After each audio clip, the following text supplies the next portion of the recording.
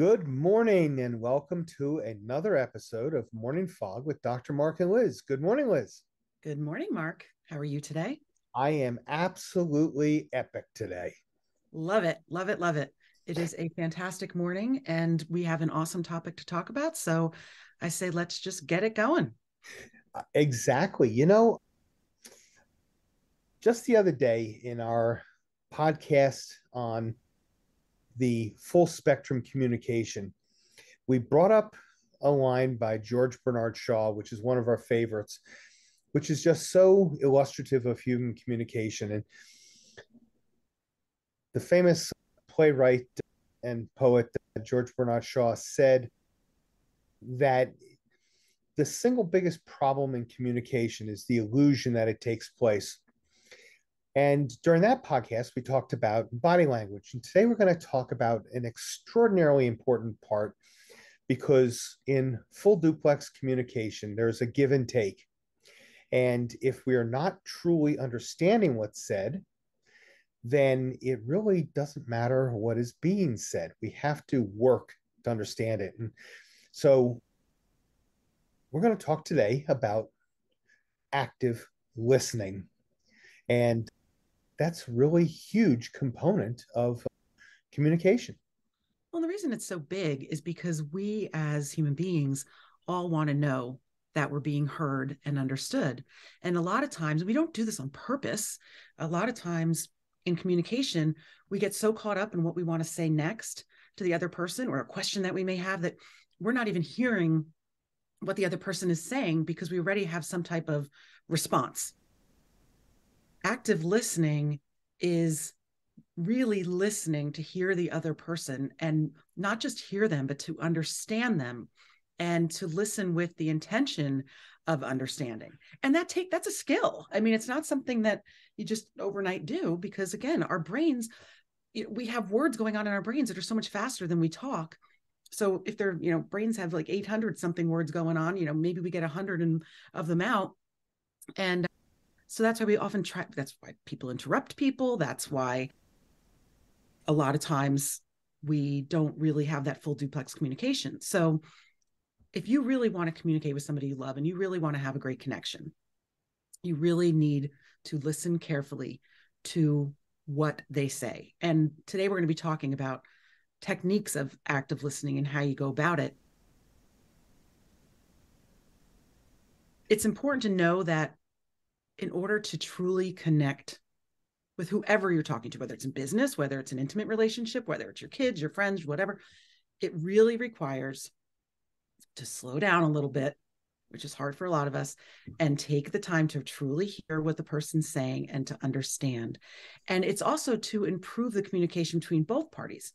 So if you are a person who's really, says, I'm a good listener, part of having a really successful conversation with somebody else is to show them that you're a good listener. So that way they can potentially gain that skill as well and That's feel that, true. that give you the opportunity to be heard. So and again, one last thing, good listening is not merely being quiet.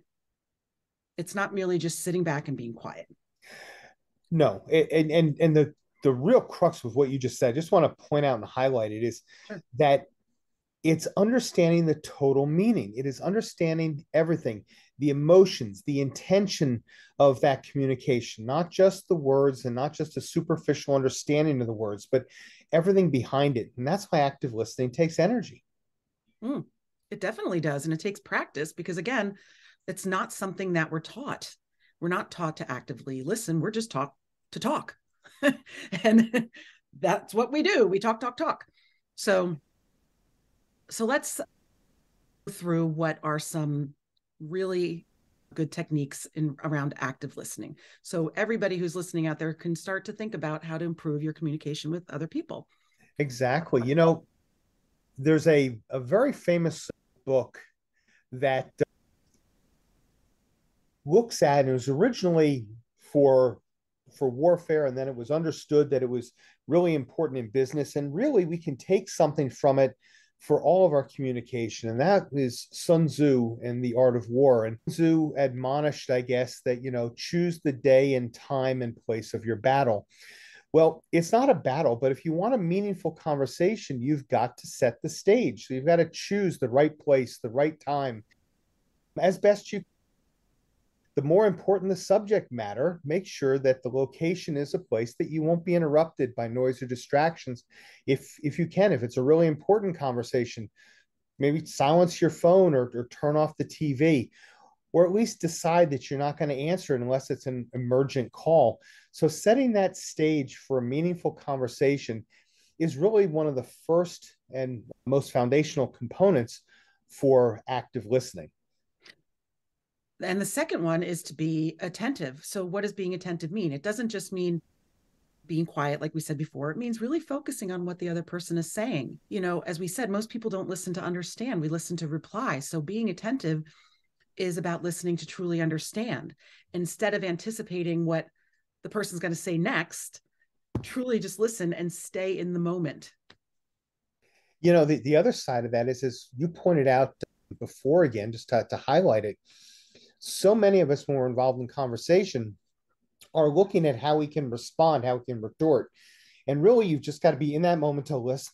Yeah, absolutely. And when you're truly listening, um, you know, eye contact is important. Make sure that you're looking a person in the eye. When a person is talking and they're not looking you in the eye, it almost feels like that what you're saying doesn't matter, or what they're saying doesn't matter if you're not looking them in the eye. So that's something really important to think about too when you're having these, when you're trying to actively listen, when you're trying to really communicate with somebody.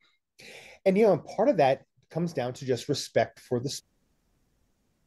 We live in an age in which, the cancel culture is hitting everywhere. And, we don't respect other people of different ideas or diverse opinions, but then we can't ever find a middle ground. We can't understand how to bring ourselves together. So whether it's, again, an intimate relationship and you just happen to see things differently, or a business one, or something that has to do with maybe more emotional topics, sometimes we have more in common than we will allow ourselves to see.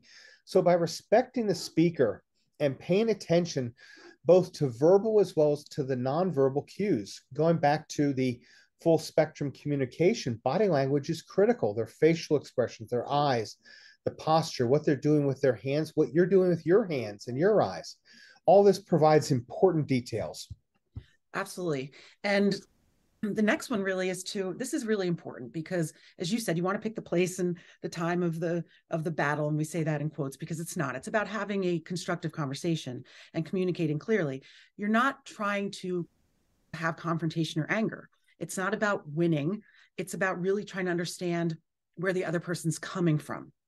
And so what you need to also remember is to keep your attitude in check when you're having these kinds of conversations, because it's not a right or wrong. It's truly trying to understand where the other person is coming from. One of the most challenging things in the world is to be in the place of having a tough conversation, sometimes what we call a crucial conversation. And that's a tough word every once in a while. Now I get this together. And to maintain a level of decorum, to understand it's not win or lose, it's not right or wrong. So many of us get into the place and we close ourselves off by being in a place that we need to have the final word. We need to be right. And we don't always need to be right. We have to accept that maybe there's an alternative way to look at something, the 6 or the 9, as we frequently talk about. One of the best ways to do that is to limit your judgment. When you're judgmental, you can't be compassionate. You can't understand. So try to avoid allowing your personal preferences to affect how you listen. Try to keep your personal beliefs from clouding the speaker's statements. They become these overarching ideas that really kind of color in your hue what you're hearing, when that may not be exactly what is meant. It may have been meant by a sentence 2 or 3 before, but now they've moderated and you're still back in the mindset that you were creating previously. Try your best to be compassionate to the understanding of what is being said and why it's being said, and not being in a judgmental position. And you'll Yes. typically wind up being a lot more influential in your discussions. I'm sorry, Liz. Yeah, no, and honestly, being open minded to learn more. We get so close, we have our blinders on, and our way is the way, and it's when you really start to actively listen and you allow other people to explain where they're coming from and what they're talking about, it only expands your mind too. So the next one is don't jump to conclusions. Don't make assumptions. As Mark said, don't make judgments about what they said. Find out the facts, ask questions. We all have these opinions of when if you see somebody who's dressed poorly, you might assume if you're walking down the streets of the city, maybe that they're homeless or whatever. These are all assumptions. These are all, we make when somebody comes in with a frown on their face, we just assume that they're not a happy person. Well, maybe they just had a bad morning. We just jump to these assumptions really quickly. And by being more open-minded to learn about somebody else, to really have that intimate connection, is just so much of a deeper relationship than just these surface type conversations. That is really, really important because, again, judgment, assumptions, they really cloud our ability to understand. And they also wind up coloring the discussion. Another important point is to make sure that we hold space. Refrain as best you can from interrupting. Hold space, allow them to feel level of openness to the discussion.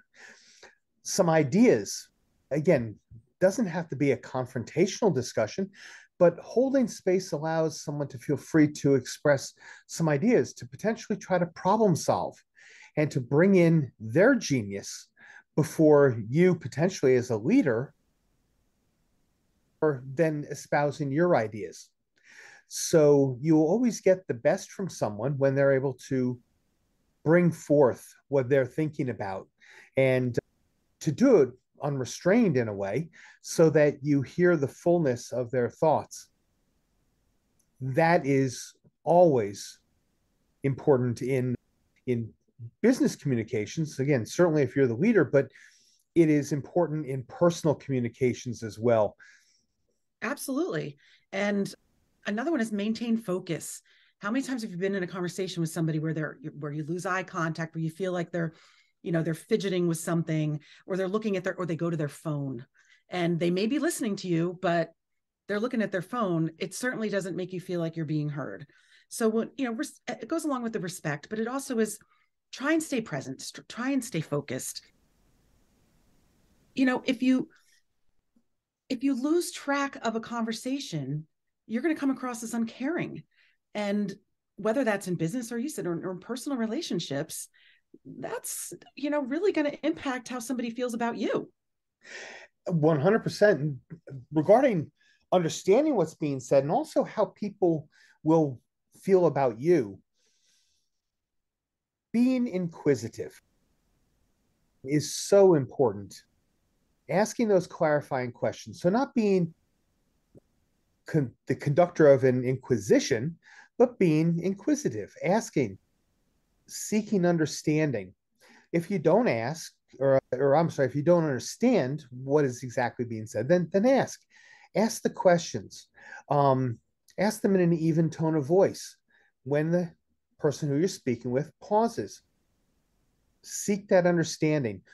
Report back to them and be able to say, this is what I'm hearing. Is that what you're meaning to say? Or I understand this is what you're saying.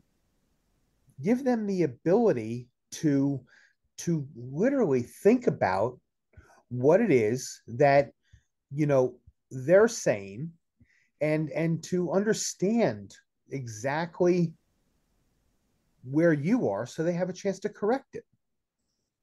And another one, and we said this before, and we've done podcasts on this before, is body language. So we can proactively communicate with someone just by using nonverbal cues. So somebody knows that you're really paying attention to them if you look them in the eye, which is something that we talked about. Another thing is if it's a really serious conversation or somebody is emoting something that might be very vulnerable, maybe reach out and touch them on the shoulder, or if it's an intimate partner, on the hand, touch their hand or their leg, to just feel that connection, that human contact connection. And another one, and most of us do this, but it's something to really think about, which is nodding your head. Nodding your head shows that you're listening. And when it feels good to know that somebody's listening to you. So when somebody's nodding, I know I love it. If somebody's nodding their head when I'm talking, I do feel that I'm really being heard and what I have to say matters to them. 100%. And I guess one of the last ones is pretty simple, but most of us don't really do it. And that's to echo back, to repeat what you've heard. That lets the speaker know that you're actually listening to them. It again gives them the chance to clarify any miscommunication, but it really lets them know that you're paying attention. I heard you say this. And this is not necessarily asking those clarifying questions. That was another step, but just I heard you say this. Or wow, I get it. This is how you look at this. Just a statement back to let them know that you're actually paying attention. Mm-hmm. And by the way, if you're actively using your brain power to remember and to understand what's being said, the fact is that by default, you won't be racing your thoughts ahead to how you can retort or reply, because you're going to be spending that moment, that brain power, to listen and to hear what they said so you can repeat it back. And by doing that, you're actually processing what they said, so you're thinking about it. So that's a really important part, is to repeat back what you have heard them say. And I love that you said using your brain power, because again, this is not something that people naturally do. I should say, in general, there are people who naturally do, but in general, most people don't understand truly what good communication is. So it is going to take some brain power. So have a little bit of compassion for yourself, be kind to yourself as you're practicing it, but really set the intention with every conversation you have, so you can have those deeper, more connected relationships and a better understanding of where other people come from. And I love that. So with every conversation you have, so who is that? Your spouse, your significant other, your business partner, your coworker, your family, your children, your neighbor next door. Every person that you are talking with, or they're talking with you, you and they will both benefit from learning and using these simple, really, these are simple active listening techniques. And it's not a matter of a lot of hard work, but it is a little bit of work.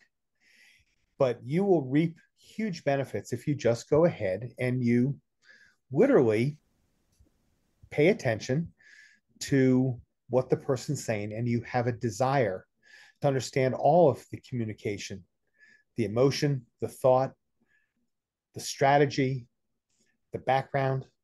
All those pieces come into something that's being said to you. And they give you an opportunity to get to know somebody so much better. Exactly. So this was an absolutely wonderful conversation. Liz, enjoyed listening to what you were saying, and we look forward to next time. All right. So have a wonderful day. You too. Bye-bye now.